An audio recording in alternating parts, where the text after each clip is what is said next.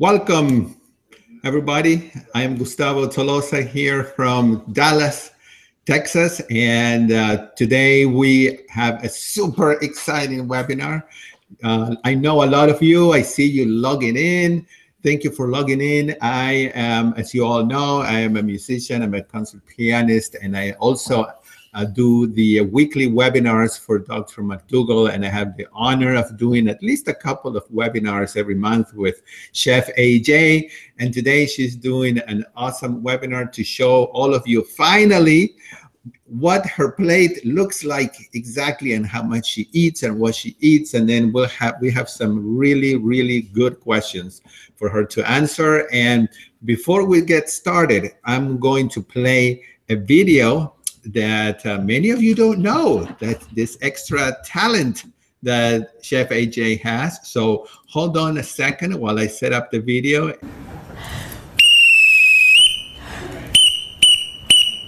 I'm an eater of potatoes. I eat potatoes every day.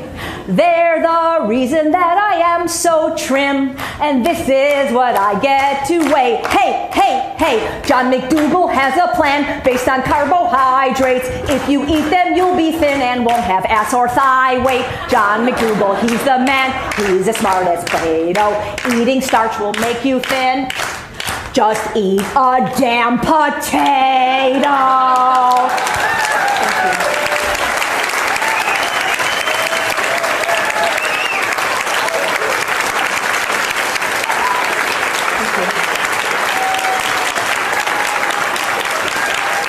Yeah, they said, somebody said, I thought this was new. I've heard it. Well, not everybody's heard it, though. It's new to the people that haven't heard it.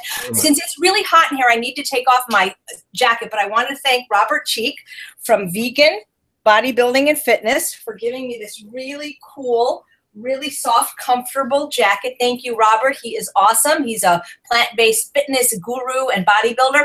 And anybody in Ultimate Weight Loss, if you want to get one of these, we're going to give you a discount. So I need to take this off because it's really hot in here, so we can get started.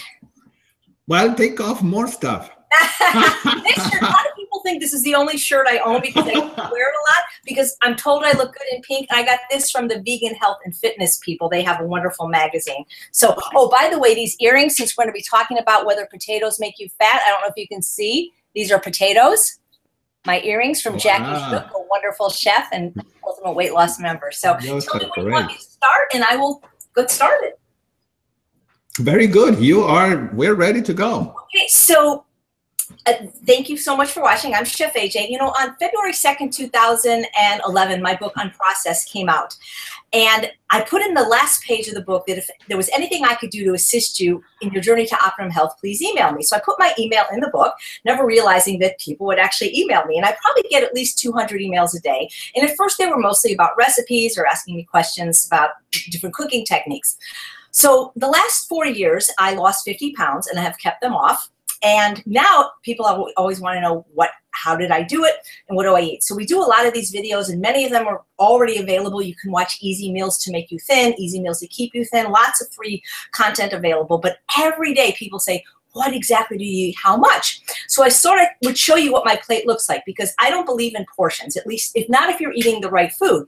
And in my book Unprocessed, I didn't give portions because I don't know how tall you are. I don't know how much you weigh. I don't know how much you exercise. I don't know if you're hypothyroid. So I don't believe in portions. Like, I don't mind telling you that my red lentil chili makes 16 cups.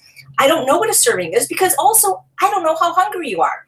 If you really follow the principles of calorie density, which is taught in the book, The McDougall Program for Maximum Weight Loss, in Dean Ornish's book, Eat More, Weigh Less, or in any of Barbara Roll's books, Volumetrics, you know that if you keep your average calorie density per day to 567 calories per pound or less, which is fruits, vegetables, whole grains, and legumes, which is what the Ultimate Weight Loss Program is based on, you can eat what's called ad libitum, as much as you want, whenever you want, as often as you want, until comfortably full. So if you're purposely stuffing yourself, and if you're a real emotional eater, there's a chance that, you know, you could overeat, but you cannot gain weight at a calorie density that low. That's impossible. Dr. Rolls proved that, and you will lose weight at a calorie density that low. But the problem is most people don't eat those foods, which we call to the left of the red line, fruits, vegetables, whole grains, and legumes, because most Americans eat most of their calories from animal products and processed food, about 92% of them, which are foods to the right of the red line. Cheese and flour and sugar and oil. And there are some healthful plant foods to the right of the red line, like avocados, nuts, and seeds, but their caloric density is very high, and you certainly can't eat those ad libitum, at least not if you want to lose weight. So I have the privilege of not only teaching at wonderful plant-based conferences like the McDougall Advanced Study Weekend or the Holistic Holiday at Sea Cruise, but I teach in the regular world, like at spas. And we go there and they give you spa portions, these little tiny portions, like 600 calories a day, and like you would starve. And the dietitian says, well, a serving of rice is a half a cup. When I eat rice, I eat like 3 cups. I'm going to show you how I start my day right now. These are not necessarily recipes, but these are cooking techniques. I wake up every day at 6:30 in the morning. I believe in keeping a consistent bedtime and a consistent wake time, even if you're on vacation, even if you're off, because sleep is really important to health and especially to weight loss. So I get up at 6:30. I might lollygag in bed for half an hour, maybe quickly check the Facebook page of the Ultimate Weight Loss participants, make sure there's no fires to put out. Then I come right into the kitchen and I make the VFB. VFB meaning vegetables for breakfast. Both myself and my husband, who's 6 feet, 140 pounds, we eat vegetables for breakfast. All the healthy cultures in the world eat vegetables as part of a healthy breakfast. So I start Charles's first. So I'm going to be using the Instant Pot electric pressure cooker to make his grains, and I'm going to be using the stove to make my zucchini. I've got 3 cups of water in both devices. I'm going to just turn the heat on high to get that water boiling. Now, you really don't need 3 cups of water to cook either of these vegetables. So any guesses why I'm using so much water?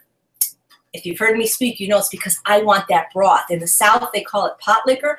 I love drinking that stuff. There's so many nutrients in it because that's where all the nutrients go. Charles actually accuses me of stealing his nutrients because I drink all his pot liquor.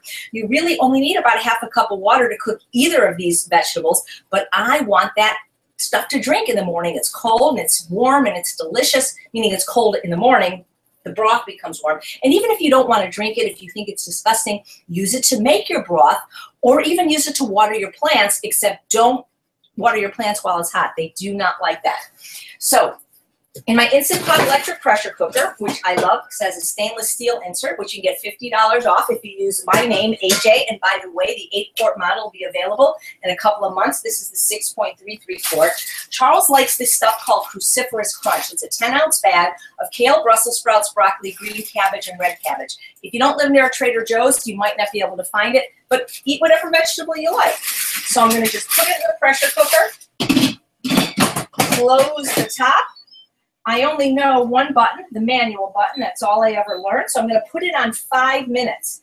And by the way, you don't need 5 minutes to cook this. You only need about 2. But I really want those veggies to steep in that water so I have some really delicious broth to drink while I'm walking Bailey.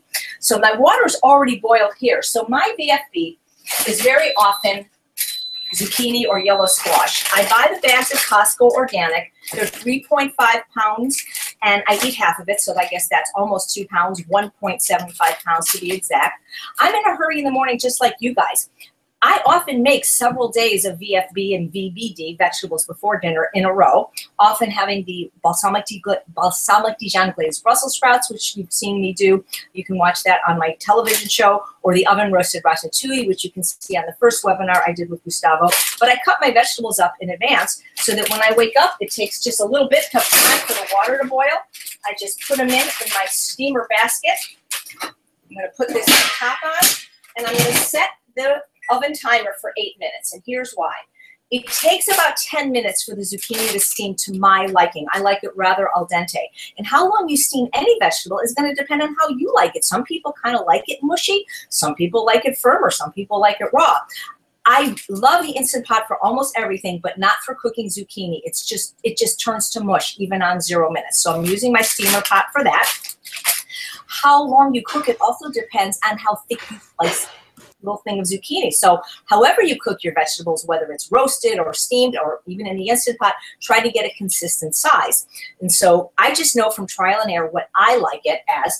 it takes about 10 minutes to be cooked to my liking. But first of all, it's like 3 o'clock here, so I'm not going to eat this right now. I'll eat it tomorrow. But usually what I do is when I wake up, I'm not hungry when I wake up. I just never am. But if I wait until I'm hungry to start cooking my vegetables, then I might eat something else, because it's really easy to eat oatmeal and fruit whether you're hungry or not, or eat cereal or eat a donut. But you know you're hungry, because if you're hungry enough to eat vegetables, you're hungry. That's the litmus test that I always say to myself. If I'm hungry enough to eat kale, then I'm hungry. So what I do is I cook it 2 minutes short of what it really needs. And then when it's ready, I have this Tupperware bowl that fits it perfectly. I put it in, I put the lid on, it continues to cook, and it stays warm for hours. So when I go to the gym like I did today to spin, it's in there. So when I get off the bike and I'm starving, it's ready. And that way I never make any bad food choices, because I'm always prepared. I always say, if you fail to plan, plan to fail. And like those Boy Scouts, always be prepared.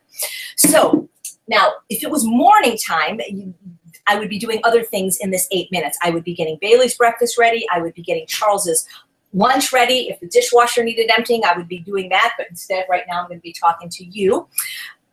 I'm going to move on to lunch just to show you about how much I actually eat for lunch every single day. So my favorite food group, I don't know if it's a food group, but my favorite food is potatoes, specifically sweet potatoes. So I don't even bother buying them if they're smaller than this. It's just a waste to me. This one's actually a little bit, this is 25 ounces. I always look for sweet potatoes that are at least 2 pounds, because that's how much I need to fill my stomach. I don't know if you realize this, but our stomachs are about the size of a cantaloupe, and they hold a liter of food. Well, I always wondered what a liter was, because I never learned the metric system, and I looked it up the other day, and it was 4.22 cups approximately, which is interesting, because I don't want to have to weigh and measure my food. That's why I eat this way. But since people always ask, I noticed that that's about what I normally eat in terms of volume, is about 4 cups of food. So these are called the Japanese sweet potatoes, and if you are not fortunate enough to live in a place where you can easily get these, we have these at Trader Joe's, Whole Foods, and all the Asian markets. They're worth it to buy it on Amazon. They are amazing. They're a little bit purpley on the outside, sort of white on the inside. This is what we use to make the blueberry Milo muffins that we did in that webinar. They're simply delicious. They're more starchy than like mushy. The orange ones can be a little bit mushy. So I rotate my potatoes. So in other words, I pretty much eat potatoes every day for lunch, or sweet potatoes, because that's what I like, and I change them around. So sometimes it's the Japanese. Sometimes it's the Hana yam. That's what I'm going to be showing you in a minute. Sometimes it's the traditional orange sweet potato. Sometimes it's the Stokes, which is dark purple on the inside and the outside. When I can, I get the Hawaiian ones. Sometimes I order them from Hawaii, but often they have them at the Asian market. And sometimes I eat regular potatoes too. I prefer the Yukon Golds to the russet. And in the first webinar with Gustavo, we showed you how to make waffle potatoes. I love to eat those for lunch with salsa or applesauce and onion. So every day for lunch, I'm eating just as much potatoes or sweet potatoes as my stomach will hold. Now, it gets hot here where I live in Los Angeles, so I don't want to turn the oven on every day to cook one potato. So I cook several trays worth at a time, and then I keep them in the refrigerator. And they're fine. They actually can sit on the counter, believe it or not, depending on how hot it is where you live. I've kept them out for days, but I usually put them in the refrigerator. You know, I will use a microwave, guys. Dr. Greger says it's safe. I believe Dr. Furman said it was safe. I don't use it to cook, but I travel full time, and I use the microwave to heat things up. So, for example, what I had for lunch today, which is probably my all-time favorite lunch, especially on days that I spin, and I see that I'm running low on potatoes, is the Hana yam is probably my favorite. And the Hana yam, this is what it looks like after it's been roasted. These are like a little bit golden on the inside and sort of golden on the outside. And this will be the one that I'll eat it tomorrow now. Now, unfortunately, this is not big enough for me. I had trouble getting the bigger ones. Let's see how much this weighs. I have a scale right here. So, you know, this isn't bad. This is 21 ounces. I prefer to be at least 1.5 pounds to fill my belly. So what I do is I take my knife and I'm going to slice it. So I have lots of little slices like this. I'm not going to heat this now because I'm not going to eat it, but I'm just showing you how big my plate truly is. And you know, I'll tell you, if people don't say to you, are you really going to eat all that? You're probably not eating enough. So this is the size of my lunch potato. It's a little bit smaller than what I'm used to. It's 21 ounces instead of 24. And then what I do is I usually eat it with 1 pound of my favorite vegetable, which is broccoli. Everybody thinks it's kale because I sign my emails loving kale. because that sounds like love and kisses, but it's actually broccoli. And what's interesting is even when I was almost 200 pounds and didn't really eat any fruits and vegetables for the first 43 years of my life, for some strange reason, I've always liked broccoli. When I was a little girl, my mom made it fun. She said they're trees. And so this is 1 pound of broccoli. Well, it was 1 pound before I cooked it. And I just cook up the 3-pound bag so then I can eat it over 3 days. And so what I'll do is I'll heat this up in the same technique, because I know I'm not eating until tomorrow. I cut the cooking time down a minute or two to make up for when I'm going to have to reheat it. And Charles, you saw me eat this for lunch today, didn't you? Yeah. And so Charles does not eat as much as me. So this is what my lunch plate will look like. I hope you can get a good shot if I need to. I mean, there is no dinner plate except for the dinner plates at True North that will fit the amount of food that I need to eat to feel full. So hopefully you can see this. This is my favorite combination. You take a piece of the hot sweet potato, a bite of the broccoli, because truthfully, now that I haven't eaten sugar in about 13 years, sometimes sweet potatoes are just too sweet for me, which is why I like to balance it out with the broccoli. And I do other things with it other than roast them. By the way, roasting them brings out the sweetness. So when you microwave them, they're less sweet. If you are finding they're too sweet, you can certainly cook them in the Instant Pot. I think they get a little wet when they're steamed. I do that when I travel, but my preferred method is roasting. I do it at about 400 to 425 for about 90 minutes. And some of the big ones take up to two hours. So that little thing tells me that my zucchini is going to be ready in 1 minute. So I like cutting them into French fry shapes. We showed you the Crispies tray, making them the breakfast potatoes. So this is what my lunch looks like every day. I would rather eat this than anything in the world, any restaurant. This is my favorite food in the whole world. And Dr. McDougall did a webinar recently, and somebody asked, can you really live on sweet potatoes and broccoli? And I thought, oh my God, that's what I would like to live on. And he said yes, and so I pretty much do. Guess what I just got out of my oven? It needs some salsa, and you live in Texas, and you would have the really delicious salsa, the Jardine campfire roasted. So I would put some of that on it. So it's going to beep. It's going to tell me it's ready in 15 seconds. I'm just going to stop it now. And so what I do is I take my glove, I turn my oven off, my stove off, and then I'm going to put it in my Tupperware as soon as I find it. Oh, here it is. And again, if you have a problem with Tupperware, just use glass. You know, there's no. Hey Jay, tell us how tall are you? Yeah, okay. So that's a good question. I was 5 feet 6 inches tall until an accident that occurred. I rode a mechanical bull like an idiot when I was 22 years old and crushed my vertebra, two of the L1 and L2, and they had what's called a compression fracture. So I'm technically 5'5.5", but I still say I'm 5'6", just, you know, because if I stand up really tall, I know the next question is, what do you weigh? So yes, and how much do you weigh? I asked the lady her age and her weight, 56, and about 116 pounds. I keep my weight fluctuates by about 5 pounds between 114 and 118. So when I get back from traveling where I have a more difficult time to get this much food, I might come home at 114. Right. And goes as high as 118, but that's what it's been for the last couple years. And I've weighed as much as 180 pounds. I was 160 by the time I was 11, and I was only 5 feet tall then. So, you know. How long did it take you to lose those 50 pounds? Well, it took me 27 months to lose 47 pounds. So that was over 2 years. I was losing very slowly. And what I want to do is inspire people that it's not a race. It's a marathon. It's not a sprint. And I do believe that slower weight loss is the best, because your brain doesn't realize that it's losing weight. It doesn't send out those signals that you're starving. So I had no idea I was going to end up this slender, because I can show you this picture that I have on my refrigerator. I keep it there because I started this weight loss journey on January 2nd, 2012, when I started the Ultimate Weight Loss Program at 165 pounds. And by August of that year, I had got down to 143 and had gone from a 14 to a 10. And this was taken at a luau. And that night I had gone to a Compassion Over Killing fundraiser, and I ran into Brian Wendell, and I had only lost 22 pounds and gone down a couple of sizes. He goes, oh my God, you look great.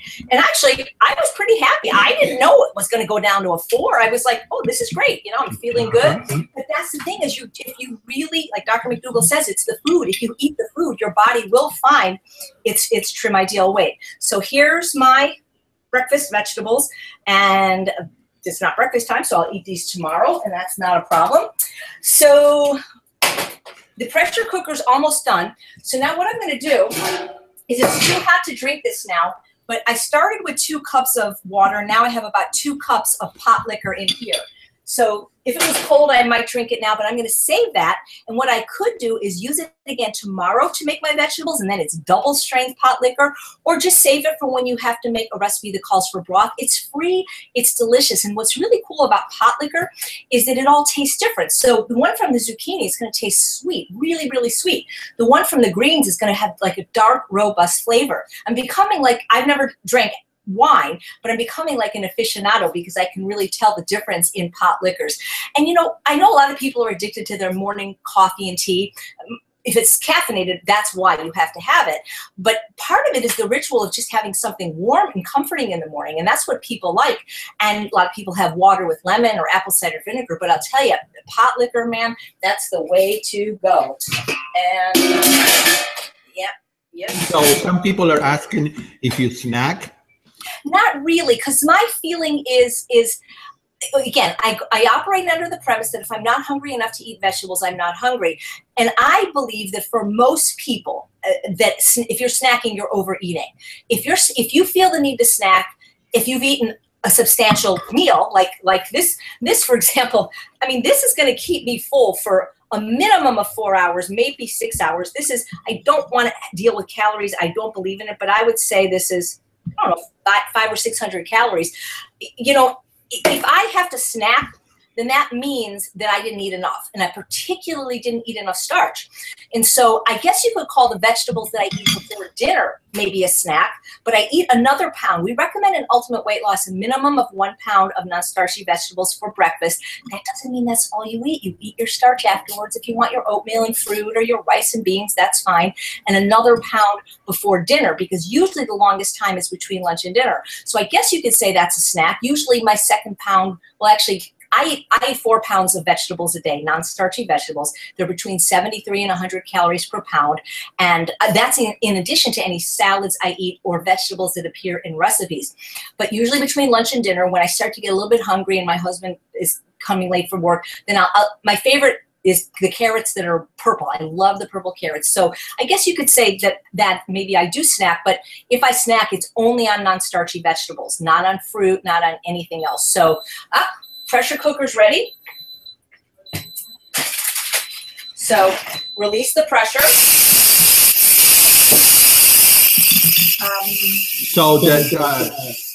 Someone is asking if Charles, your husband, eats the same food as you do. Great question. Charles eats the same food as I do. He doesn't eat as much because he's never been a food addict. He's never been overweight. As I mentioned, he's 6 feet and 140 pounds. Before we gave up oil, he was still trim at 6 feet and 160 pounds, which I believe is about Dr. McDougall's weight. But he has no problem with any kind of emotional eating or food addiction. So, for example, when we eat the potato meal, he puts guacamole on his. He's not a huge fan of nuts, but he will eat them, and he does do smoothies. So, for example, this 10 ounces of vegetables, he does that for health. But then he follows it with a green smoothie with another 6 ounces of kale or spinach in it. And he'll eat the more hyper-palatable things that I make that aren't UWL, like my granola that's made from dates and raisins. But for the most part, he does eat like me. But because he's including the higher calorie foods like the dried fruit and the avocado, he doesn't eat as much volume. And see, I'm a volume eater, and that's why this is not a diet. For anybody that likes to eat, I mean, I can't believe I get to eat this much. And again, don't take this wrong. It's not that I feel bad for people that have gastric bypass if that was their decision and it helped them. But so many people come to me after the fact, and it's not that I can't help them. We have many people that have had that operation. But I want you to understand that if you follow the principles of calorie density, understand them, and eat in accordance with them, it's your own gastric bypass, see, because you are supposed to be full. But the problem is if you're eating high-calorie, high-fat food, like animal products and processed food, you're never going to be full unless you overeat on calories and then become overweight. But if you eat fruits, vegetables, whole grains, and legumes, you can pretty much overeat. It's like this magnet that a lot of people have seen throughout time. A lot of the people show it in their slides. This is gastric bypass without having to have the surgery. And my understanding is people that have had that operation, they can only eat like a cup or a cup and a half of food at a time. I eat I think I need about 6 cups of whatever. And vegetables are not going to cut it, people. People say, oh, Chef AJ makes people eat plain steamed kale for breakfast and drink the water. That is not true. Can't remember the last time I had kale for breakfast. We just tell people to eat it as their first food of the day, especially if they're sugar addicts or food addicts, because it mitigates the cravings, especially for the sugars and the flours. Research has shown that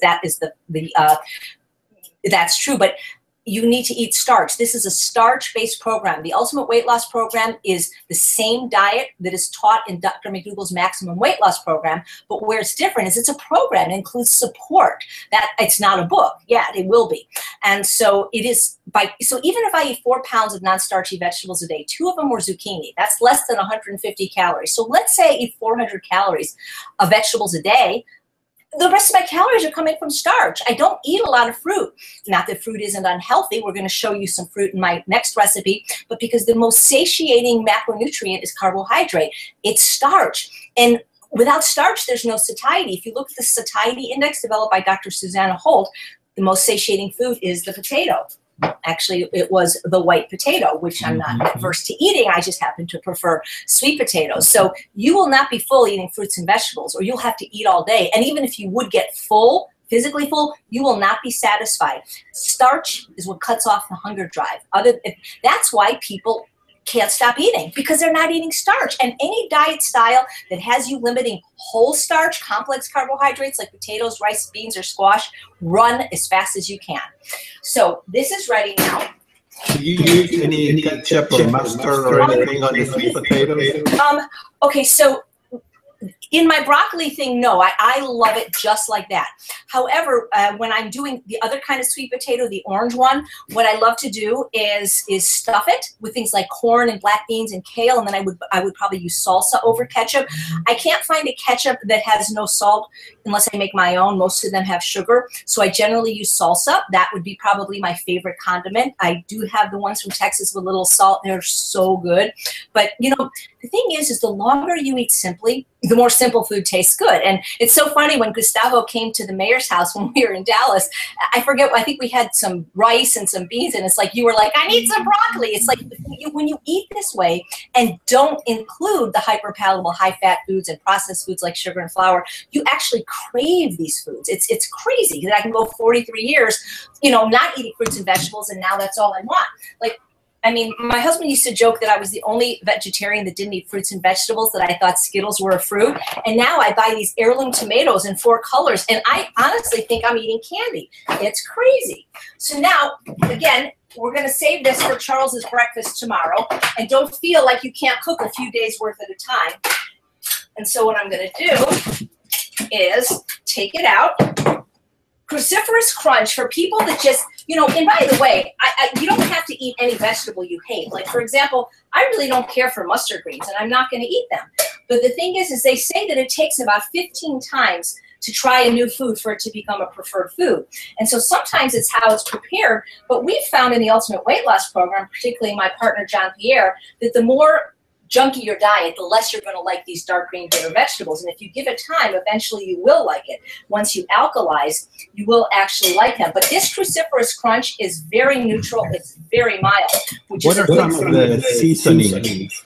Okay, so my favorites, I'm allergic to black pepper, which is a very challenging allergy if you eat at other people's houses or restaurants. So my favorite seasoning is something called Benson's Table Tasty, which you can get online. It has no salt, no garlic, no pepper.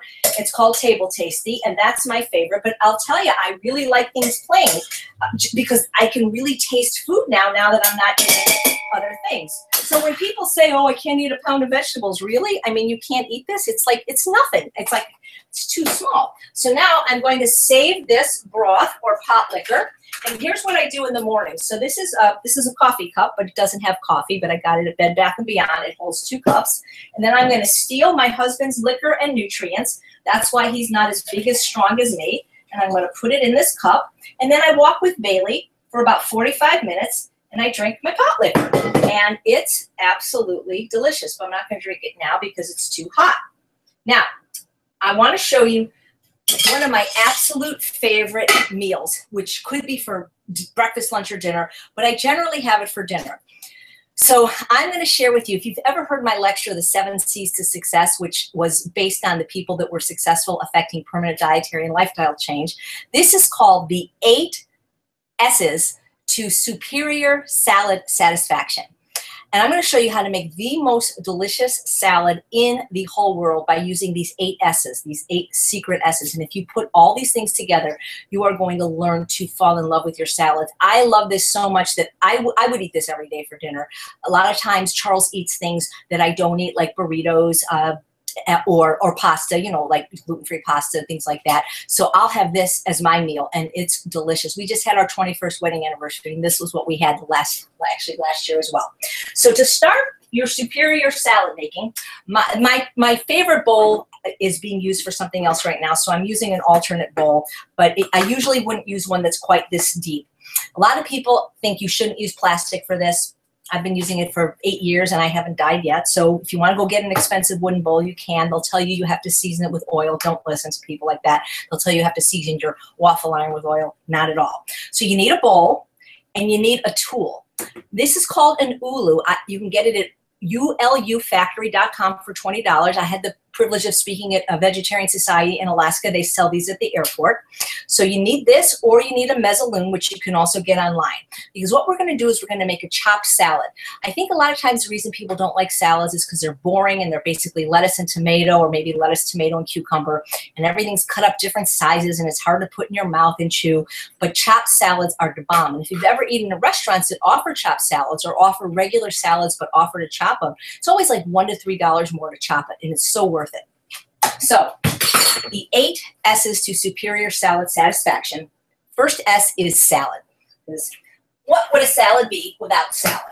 So whatever salad means to you is what you're going to put in it. Hey, Charles, do you think you could get the beets that are in the fridge? I don't know if Charles is still here. Anyway, so Tupperware is great. I love it. I've been using it for years, lifetime warranty. Once a week, the beets are in a little glass container. Wow. So once a week, I make just the salad portion of my salad.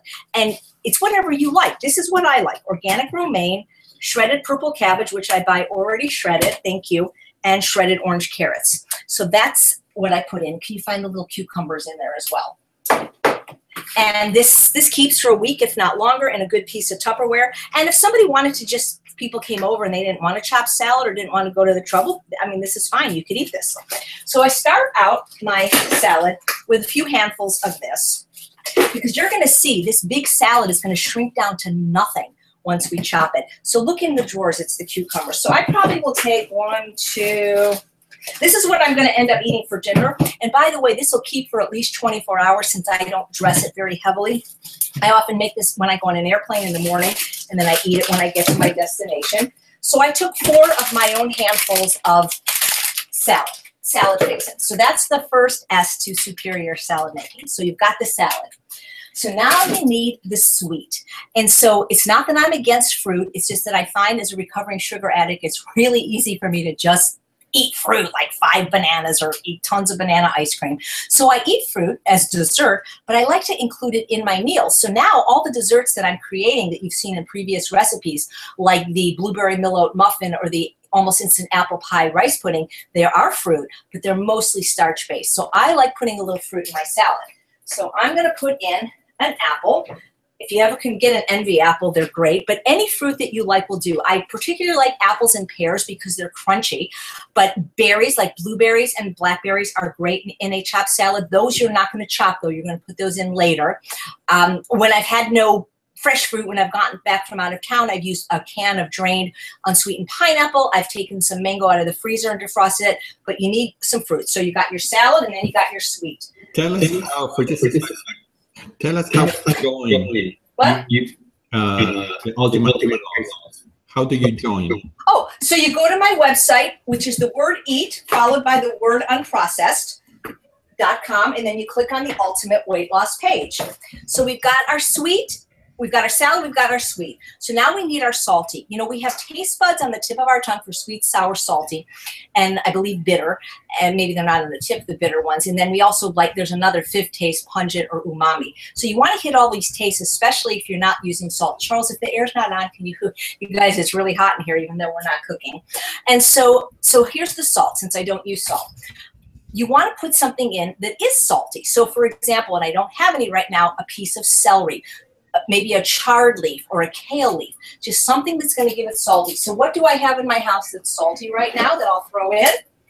I have some smoked dulse. And this is also really good because I don't eat salt, and this is where I get my iodine, and I use this a little bit, you know, sometimes on my vegetables. So I'll put that in, and that's my salty, sweet and sour. And now how about my sour? So, you know, if you start using more sour, things like vinegar, lemon juice, lime juice, the zest of the lemon or the lime, you won't miss the salt as much because the taste buds for the sour sit right next to the taste buds for salt. So I love limes because they don't have seeds that are going to get in the way. But I found that right now they're really kind of stingy, and this lime is maybe going to give me a tablespoon at best. So I have no problem buying some organic lime juice that I keep in the refrigerator. And I am going to put in this is a serving for me, 2 tablespoons of the lime juice. So now I've got my sweet, my sour, my salty, and my salad, the first 4 S's of superior salad satisfaction. So now I need my savory. And so by that I mean some herbs. Basil is delicious, but it can be really overpowering to a salad. So my favorite fresh herb is mint. I'm going to use organic mint. I'm going to use a lot of it because I love it. Obviously, if you don't like it, don't use any. Italian parsley is great. Combining herbs is great, but lots of fresh herbs for your savory. Put that in. It's so, so good. Okay. I can't get enough mint, I'll tell you. I'm crazy for mint. If we had parsley, I would put that in. One of the things I'm adding is I like crunch. And so the carrots are crunchy, but they're shredded, so they're not that crunchy. So I love these Persian cucumbers or these small cucumbers because there's less seeds and they're organic, so I don't have to peel them. And so I'm going to put these in. That's for my crunch. So that was mint. Yeah, mint came first. I couldn't. Huge leaves. Oh yeah. This is organic mint that I got at the store, and yeah, very big leaves. So I couldn't think of a word that was synonymous with crunchy that started with S, but I need the crunch factor. I've got it from the apple. Now I've got it from the cucumber. Jicama is another good choice. Water chestnuts would be another good choice. So we've got our salad, our sweet, our sour, our savory. How about the starch?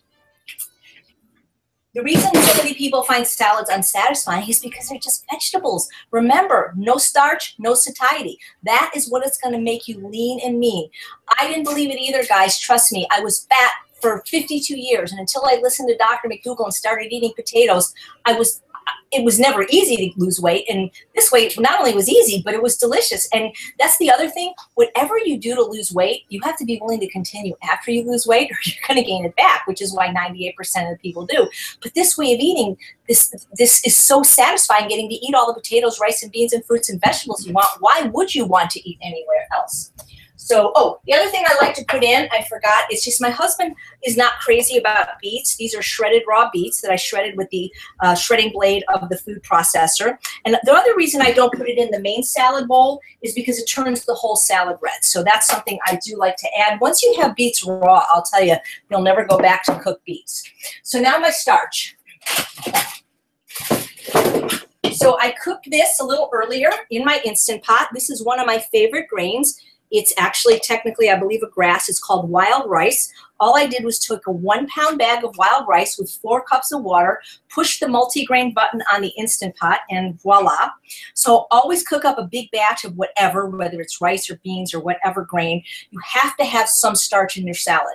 Now, potato is a fine starch. A leftover potato cut up cold, whether it's a sweet potato or Yukon Gold or heated, or I often make potato salad. I'll put that on top. But that I wouldn't use the chopper for. That I would add. But when I teach at Rancho La Puerta, every day they have a gluten-free grain like quinoa or millet, and they're always putting things like blueberries, fresh blueberries in it.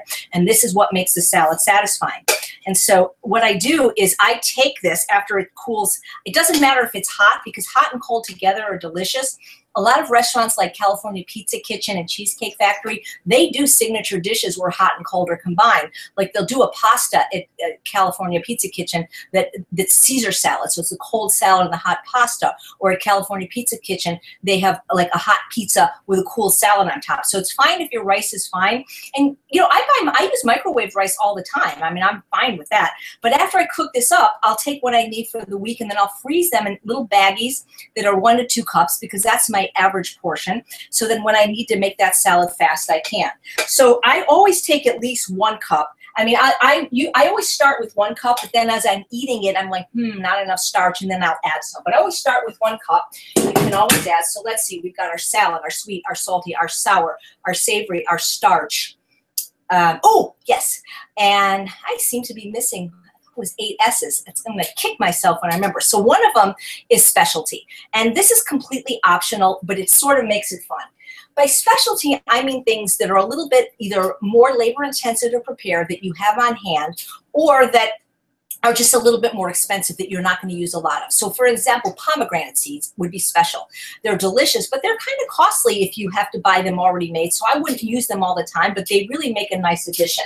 2 of my favorite things are artichoke hearts and hearts of palm. These do have salt on them, so I'm going to have to rinse them. So, you know, you don't need a lot of these, but these do add a little bit of flavor and fun, and they are more costly. So I'm going to take 2 artichoke hearts. I'm going to rinse them. I probably would have given them more of a rinse, you know, to get really to soak it, get the salt off. Hearts of palm. Okay, throw that in. Oh, I know. Okay, salad, sweet, sour, salty, savory, starch, specialty. Number 8 is the sauce. So that would be your dressing. And truthfully, even with just the 2 tablespoons of lime juice, there's so much flavor in this. The apple's going to create moisture that you really don't need really more dressing. But what I like to do is add 2 tablespoons of my favorite vinegar. So my favorite, I love all the reduced balsamic vinegars because they're lower in acidity than traditional vinegars. And one of my favorite brands is Be Mon Paz. And right now they're having a special where you can get 15% off. And I have to remember what that code is. Maybe Charles can find it. It's till April 26th, I believe, in honor of their 100th anniversary, I think. But you can always use my name, AJ, or Chef AJ, and get 10% off at all times. So I'm going to be using the white garlic infused today.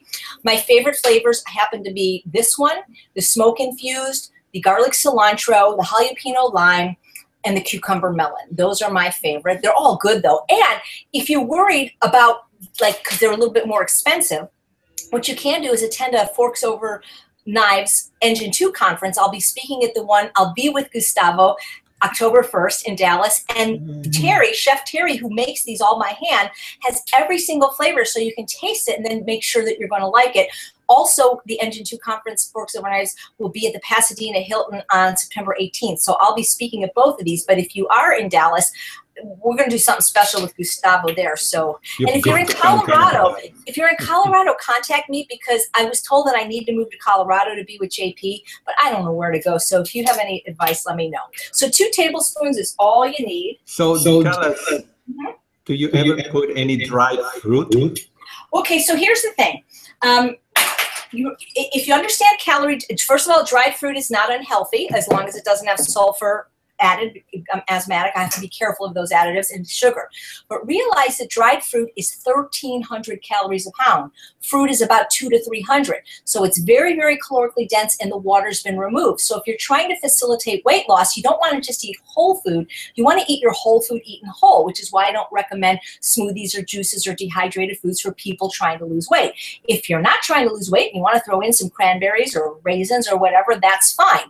But you see, I think one of the reasons I've been successful in maintaining this 50-pound weight loss, and if you have watched my story that Dr. McDougall just sent out to his mailing list, From Fat Vegan to Skinny Bitch, you'll see that I failed I failed every time until now. And I think the reason is I finally understood that I have to continue eating in the way that I ate to lose weight. And so I look at everything in terms of caloric density. And if I could have a quarter cup of raisins for 200 calories, or I could have 2 cups of grapes and freeze them. And so that's how I look at everything. And I want to be able to eat as much food as I can and be slender. So now the fun part, and this is going to take all the muscle. So I've got everything in a bowl, and I said, usually my bowl is not this big, but the other one's being there. And then you just chop, chop, chop. And this could take a few minutes, especially because I'm not doing it on a counter. But I'll tell you, I wish you guys could smell this. And it's going to be so, so beautiful. And you're going to see it's going to shrink down in volume. It's going to make it easy to eat. And even people that don't like salads, you know, because they don't want these big forkfuls of lettuce. And oh, forgot one of my favorite things. This comes under the savory category. This is one of my favorite things in a salad, a little bit of red onion. Can't eat a salad without it. You know, I have the privilege of working at True North anywhere from 2 to 5 weeks a year during their holiday cooking extravaganza. And they have a 24-hour salad bar, but they don't have onion, so I have to always buy an onion. So I take a piece about this size, and then I'm just going to chop this. It's going to take a few minutes, especially because I'm not doing it on a counter. Wendy Solganic, who's the marketing director for Ultimate Weight Loss, has a wonderful blog called Healthy Girl's Kitchen. And if you do a search, she actually did a post talking about this salad. See, Wendy came to California last August to be the production assistant on my television show, Healthy Living with Chef AJ. And what was funny is it was not funny that he was in a car accident, but what was interesting is Dr. Hans Deal, who was supposed to be the guest, and he eventually was in a car accident on the way there. And, you know, if you have a television crew you're paying, you can't just say, sorry, come back another day. And so Wendy stepped in and actually got to be on one of the episodes. But she was staying with me, and she didn't understand why I was going to all this trouble to make a salad. But I'm telling you, once you have a salad this way, you don't go back. Now, here's the other thing. Can you tell us a little bit of how True North helped you? Yes, absolutely. So many ways. So, you know, I completely credit my success to 3 people: Dr. John McDougall, Dr. Alan Goldhammer, and Dr. Doug Lisle. Because as I said in my video, Easy Meals to Make You Thin, which I encourage you to watch for more meal ideas of what I actually eat, they really did teach me everything I need to know to be a skinny bitch. So what I loved about True North is I went there in January of 2016 as a patient, not to lose weight, even though I was, you know, 165 pounds and needed to, but I was on psychiatric medication that I was given after my baby died, and I could not get off it, and I wanted to be off it, and I had not yet heard about Robert Whitaker and his book Anatomy of an Epidemic. It might not have been written then, but they don't tell you that it's virtually impossible to get off these drugs, how addictive they are. And so I had talked to Dr. Goldhammer on the phone. He said, okay, you know, we've had some, you know, you'll come here, you'll fast, you know, whatever. But I got there, and what happened was they couldn't fast me because they don't fast people on those medications. So all I was able to do was a 5-day juice fast. But what happened is I met, you know, the secret weapon of the McDougall program and True North, Dr. Doug Lisle, and basically everything that I teach in the Ultimate Weight Loss program, he basically taught to me, which was calorie density. The funny thing is it took me a year to listen to him because I didn't think it would work, because I didn't believe that you could eat all you want of potatoes, rice, and beans and not only not get fat, but not lose weight. So it took me about a year to actually do what Dr. Lisle told me to do. And, you know, what happened, and I tell this in the story on the YouTube of the McDougall ASW lecture, is that he had me doing he wanted me to do an experiment for 30 days. And I remember saying to him, I go, you're so stupid, Doug. I'll do it for 90 days and show you. But you know what? He's right, and I don't think he's ever wrong. The other thing that was so inspiring about going to True North is, if you've ever been there, and Gustavo, you had lunch with me there one day, all the people that work there are trim. If you look at the McDougall program, Dr. McDougall and Mary McDougall and their daughter Heather and all their culinary instructors, these are all very trim people. If you go to True North, it's the same thing. All the employees, well, at least all the employees that eat the True North food, there are a few there in other departments that still eat, you know, their food. And they would come into the dining room 3 meals a day, because all the employees eat there. And the dinner plates at True North are, I believe the standard dinner plate is like 9 inches, and maybe you could get a 10-inch plate. I don't know how Dr. Goldhammer got plates this big, but I think they were 12 inches. These were the most gigantic plates you'd ever seen. And they would all come in there. They didn't eat with the patients, except for Dr. Goldhammer does. But they would come in, and they would fill not 1, but 2 plates piled high with this food. And one would usually have things like fruit and salad, and one would have the starches and the beans and the rice. And I would watch them, and I would like, how is this possible? And I'd eat a lot of my meals with Gar, who's Dr. Goldhammer's son. And I've never seen slender people eat that much food. But when I think back to when I met the Esselstyns, when they came for dinner in 2008 or 9, it was, I was watching people eat tons of food because I was eating small portions, thinking that that's what you have to do to be slender is count calories, count carbs, count portions. Absolutely wrong. You cannot maintain a diet style that keeps you hungry. And the only diet style I know of that keeps you full and satisfied is the one that they teach at True North and the one they teach at the McDougall program. And so True North also helped because I hit it off with Dr. Goldhammer. He has a really kind of quirky personality, and he actually was like the first person that made me feel it was possible to be a skinny bitch. He basically, if you read the book, I always get Tom Sawyer and Huckleberry, I was going to say Huckleberry Hound, Huckleberry Finn mixed up. There's a scene where, as a punishment, the character has to paint the fence, whitewash the fence.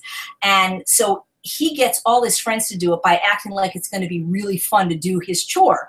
And that's sort of what Dr. Goldhammer did to me, because he said to me, he goes, you know, you're a really talented chef and, you know, you're going to be able to help a lot of people. But he goes, boy, if you were thin, you would rule the world. So like, he didn't just say, hey, fatso, go on this diet. He inspired me as to what was possible. And I just saw what was happening there. The other thing, and you could go to the McDougall program too, and I'm sure get the same thing, is community. Community is one of the most important things. And I think where we've been successful with the Ultimate Weight Loss Program is we have about 1,000 people now in our private group, is that we support each other. So I would want to do this a little bit more, you know, because I like it really, really fine. Another good thing in here is rice cauliflower, but I don't want to keep doing this and driving you crazy. But you can see that the bowl was about 2/3 full, and by chopping it, it's much reduced. Now, again, you don't have to finish. If you get full, stop. I mean, think about it. You could never have been overweight or obese if you ate outside the demands of true hunger. So if you get full, you don't have to finish it. All this food keeps. But the good news is if you are an emotional eater and aren't ready to tackle that yet, you can still overeat on these foods and be pretty darn skinny. So it's pretty cool. So that's what I was going to show you as far as what I eat in a day. Now, if you join the Ultimate Weight Loss Program, you know that you're given a, let's see, where is it? We have a 21-day recipe guide. And so I eat all of these too. I mean, it's not that I just eat chopped salad and potatoes and broccoli, but there's 21 entrees here. So I'll make these and I will eat them for dinner and eat the leftovers for lunch. So my favorite happens to be the Chipotle bean burgers, which I now do the beanless version. And so I make those, batch cook those. They make 24. They freeze great. It's one of the few recipes I've encountered. It tastes as good reheated in the microwave as fresh. So it's not that I just eat these, but I'll tell you, this is what I prefer. I will travel. I'll be out of the country and all I can get is white rice, and I have to actually eat dried fruit so I don't get too thin. When I come home, I just can't wait till I can eat my sweet potato and broccoli and my chopped salad. So, boy, that was fun. When you eat the chopped salad, what else do you? Is that all you know, I would probably add more rice to that now to make sure I have enough starch, and it's very filling. I mean, I'm eating probably 6 to 8 cups of food, so probably nothing, because remember, I've eaten a lot all day. I mean, I eat all those potatoes. So for me, that's enough. But if you need more starch, have a potato with it. A lot of people like to put beans in their salad. But, you know, I'm a potato girl. So especially sweet potatoes. I mean, for 8.5 months, a couple of years ago, I got sick. And the only 2 foods I could eat without having symptoms were sweet potatoes and zucchini. And so even though I can eat all kinds of things now, I'll always be fond of those foods because I know they're always going to agree with me, and they go down smooth and they're delicious. I mean, there's no, for people that don't like sweet potatoes, I mean, like, you guys are crazy, no offense, because potatoes, most delicious food you can imagine. And there's so many ways to prepare them. I mash them, I cut them into fry shapes. They taste completely different microwave as they do roasted, as they do steamed in the Instant Pot. They're the basis now for many of my desserts, like my puddings and my muffins. Speaking of the muffins, if you haven't watched the webinar with the blueberry millet muffins, game changer if you travel. I now make them in cherry. And so if I ever did snack, I suppose I would eat this because, you know, starch and vegetables are my thing. And then, you know, a little bit of fruit for sweetness. But, you know, that's what I live on. Chef AJ, tell us, or tell people about the the next cooking party. Oh, wait. Can I bring Bailey in to say hi to everybody? Charles, can you hand her to me? Sorry. I love Oh, yes. I love showing her off to show people that you can not only get a wonderful dog at the shelter, but it's okay to adopt an older dog. And I wish you guys would, because they need homes too. Hey, why don't you say hi to the people, but take your glasses off. I don't like these glasses. Hi.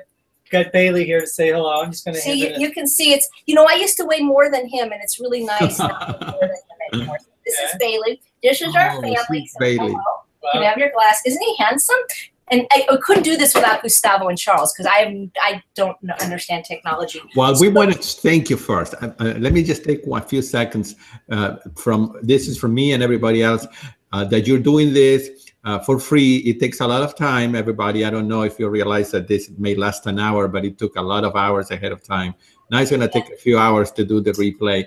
Just doing my hair, it takes a long time. Yeah, it does. I'll tell you, I've got a vegan hairdresser, but it does. So thank you for doing this, AJ. You're welcome. It's really fun. When we do the ones that were partially pre-recorded, I can actually read the feed and answer you guys in real time. So, this is the cool thing about Gustavo, is he's an Aquarius, which means like Paul Newman and Oprah Winfrey, Abraham Lincoln. He's like a forward thinker. And he came to my house after I met him at McDougal. He was in town. He stayed with me. And I got home from spin class all sweaty. And he said, let's do a webinar. And I'm like, okay, let's do a webinar. He goes, no, now. And I'm like, what do you mean now? I'm like, he goes, just take a shower. And we threw that first one, Easy Meals to Make You Thin, like this. So what happened is, just a few weeks ago, we were at the Health Fest in Marshall, Texas, put on by the former mayor, Ed Smith III, and his beautiful wife, who looks like Christy Brinkley, Mandy Smith. And I stay with them. And so I like to cook food for them, because they're busy people and they like my food. So I was just cooking up a bunch of food. And Gustavo says, well, let's shoot it. And we did. And so I'm trying to remember all the recipes. We're doing the nutrient-rich black bean soup, but we're doing a different version, not the one that's in the recipe guide. We did a new sauce called cherub sauce, which has multiple uses. I'm trying to think. Oh, we did a pie. We did a mango lime tart, which does have some nuts. And so it's not suitable for the weight loss phase of Ultimate Weight Loss, but it's completely unprocessed without sugar or oil or salt or flour. We did, I'm trying to think, I know we did at least 5 recipes. What else did we do? Soup. We did a fruit cobbler. We're calling it breakfast fruit cobbler. That was delicious. Yes, the fruit cobblers were great. Then you did the frozen mint. Oh, that's right. We did what I call the frozen mint julep, which was like a drink I used to get at Disneyland when I was younger. And the fruit cobbler is going to also be a game changer, because it's like a dessert, but it's really could be a breakfast, because it's starch based and there's no dates. The only thing that has dates and nuts was that one dessert. And even if you're UWL, still watch it, because that's going to be a great dessert for when you have company. It's a pie that I made at True North during the Iron Chef competition, and Dr. Goldhammer was the judge, and the audience picked the ingredients they wanted us to use, and they picked cashews and mangoes and oats. And cashew is Dr. Goldhammer's favorite nut, and mango is his favorite fruit. And I knew when his eyebrow went up that he was that I was going to win that competition. So that's a recipe nobody has ever had, the mango lime tart. And yeah, so that's fun. And so you can watch all the recipes being made. And we found some great uses for the cherub sauce.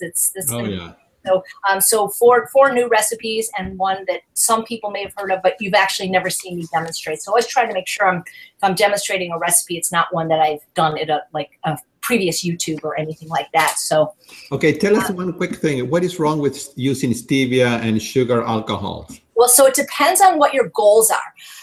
If you're a food addict, if you've suffered from food addiction, if you're overweight, and if you're struggling, actually, it's funny because Rosanna Oliveira just did a post on the UC Davis blog. They're worse. And what I mean by that is, even though they're non-caloric, they are worse for perpetuating food addiction, because they have 0 calories. So while sugar may be unhelpful for those of us that do suffer from food addiction, it's normal we're genetically hardwired to prefer the taste of sugar, fat, and salt. We have taste buds on the tip of our tongue for sweet and salty. And so when our tongue tastes something sweet, whether it's sugar or fruit, our brain gets excited, and it's like, wow, calories are coming. We're okay. We're not going to starve. Well, when you have xylitol or erythritol or stevia, you don't get a calorie reward. So the brain is like, what's going on? There's no calories. And so it squirts out those hormones that make you hungrier and make you eat more. And because they're so artificially concentrated, so for example, if you took a green leaf of stevia for whatever reason and chewed it or put it in your salad, it's probably not the end of the world. But people that use stevia, I find, get more addicted than people that use sugar, because they're using either the powdered or the liquid, highly processed stuff, which you couldn't make in your own kitchen, which is like 100 times sweeter than sugar. And so what happens is it actually perpetuates your desire to eat more sugar and eat more sweets. Erythritol, I believe, is made of corn. A lot of people cannot digest it. But if you look at any of the literature on food addiction in the medical literature, or the people that teach the science of food addiction, like one of the people I respect the most, Dr. Joe Niflin, they will tell you that these non-caloric sweeteners are much worse than sugar. Sugar is 4 calories per gram. It's about 16 calories per teaspoon. And while I don't use it or recommend it, I would much rather see people eat sugar than eat the xylitol or the stevia, because it really just perpetuates it. And it tastes like, I'm going to say a bad word, it tastes terrible. As a chef, a former pastry chef, you never see anybody using it. It just doesn't really taste good. You trick yourself to thinking it tastes good, just like you trick yourself to thinking that Diet Coke tastes good. And by the way, aspartame is probably the worst. So please, if you're drinking Diet Coke, you have to stop that right now, because you are not going to overcome food addiction or really manage your weight long term if you're still drinking those poisons. They use Diet Coke in poor countries to clean toilets and car engine parts. So you really shouldn't be putting that stuff in your body. And what about alcohol? Well, you mean regular alcohol? Uh-huh. So Yeah. not a fan. You know, here's the thing. So alcohol is about 216 calories an ounce, and no liquid calories are favorable for weight loss. The World Health Organization recently issued a statement that they could no longer recommend any amount of alcohol is safe, and that it increases your risk for all cancers. But from a weight loss perspective, it's one of the worst things, especially for women, because, you know, think about it. When somebody's drunk, another word for that is intoxicated. And the reason is alcohol is a toxin. I remember interviewing Dr. Clappery saying it's a toxin to every cell in your body. Every time you take a sip of alcohol, you're killing off your brain cells and your liver cells.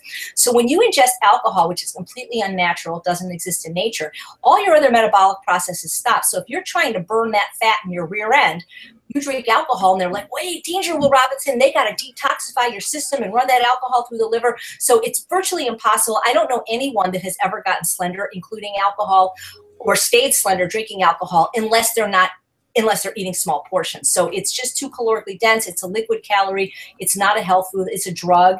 It's addictive, and I don't see anything good about it. I know you think that, like, well, wine has resveratrol. Eat the grapes. The answer is always eat the food, the whole food, and nothing but the whole food. So help you God, you will be happy, slender, and you will live a long life.